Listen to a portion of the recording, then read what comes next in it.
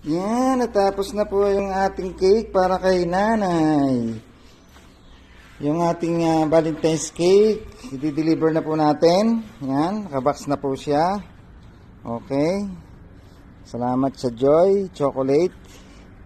Ayan, so sino kaya yung maswerteng nanay na maririgaluhan nito ang Valentine's cake.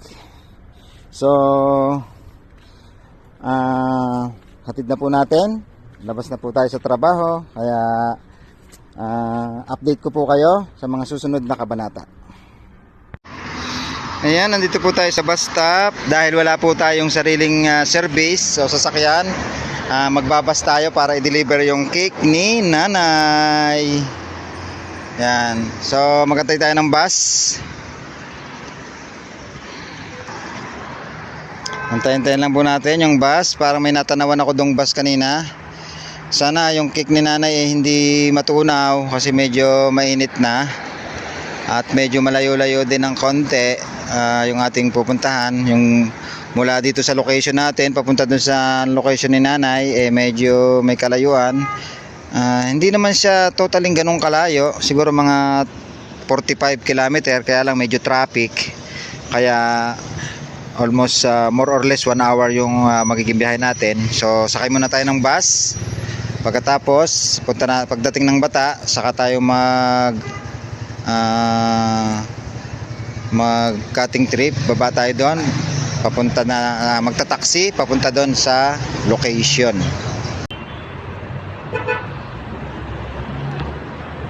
Ayun, umalis na rin.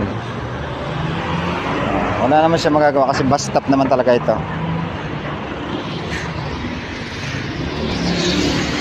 Ayun na po tayo. Ayan.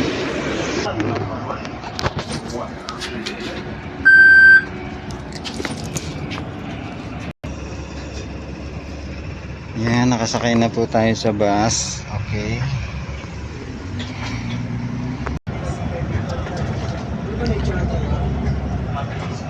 Update ko ulit kaya sa susunod na sa office lang naman din ako. Kaso lang po sa friend.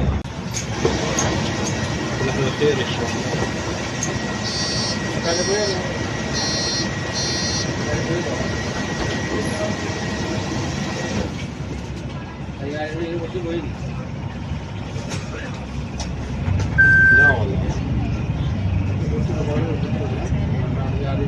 Hindi pa siyang excited. Kung sino ka man, budol ka.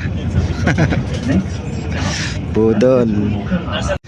From my current location up to Bata, 24 minutes.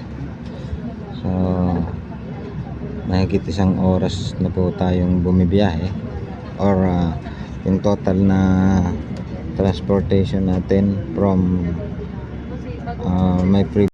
So yun guys, nakasakay na po tayo ng taxi. Medyo nagugutom na ako. Wala mabila ng pagkain, mamaya na lang. So papunta na po tayo. So Jeep, say hi. Hi. This is our taxi driver. Where are you from? Bangladesh. Okay, let's go. Diyan na po tayo. Malapit na kami. Ayan. Actually malapit lang siya, 17 kilometer, kaya lang medyo traffic, kaya abot siya ng 30 minutes.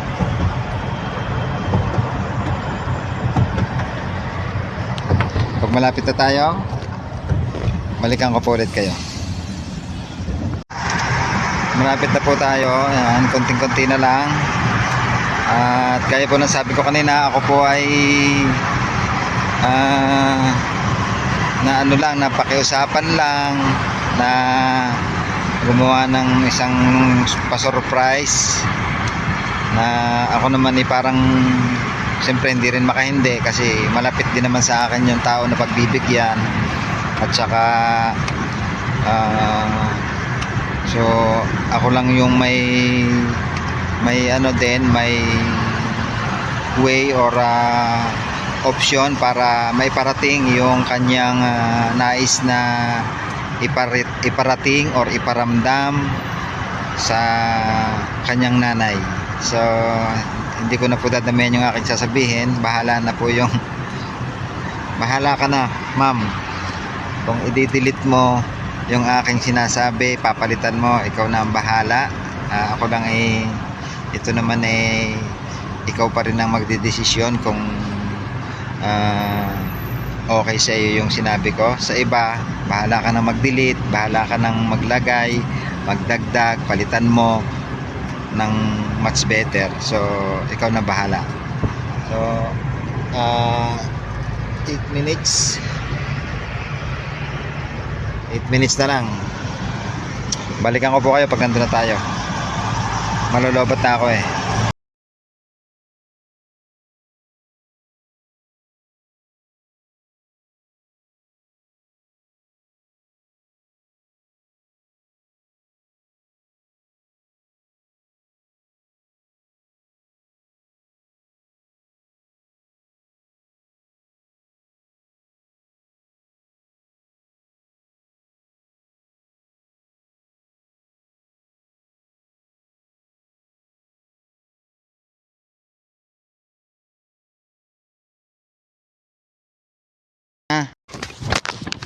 Nanay ko ba yan? Ay. Package. Ito si nanay. Salamat po. Ay, abutan na. Thank you po. Ha? Ha? Ha?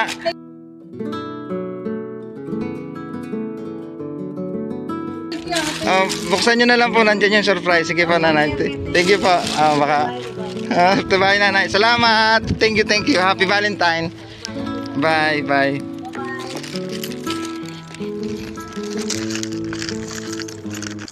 So guys, successful po yung ating assignment.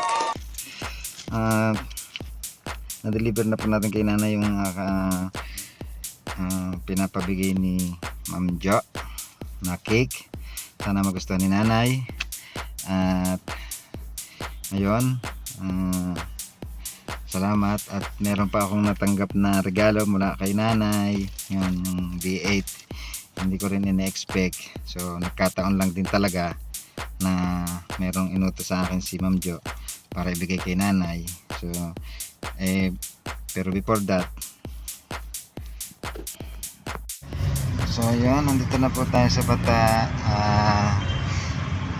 Ngayon lilipat naman po tayo ng bus pakulik sa ating accommodation. So maraming salamat po. God is good talaga all the time. So thank you very much kay Ma'am Jo, kay Ma'am Ilongga, siyempre kay nanay. Happy Valentine sa inyo, sa mga kakontsaba, sa Best Actress Ma'am Ilongga, at siyempre ang lovable na anak na si Ma'am Jo. So ano po ako, supporting actor lang po ako. So hanggang dito na lamang po. Back to you Ma'am Jo. Bye bye.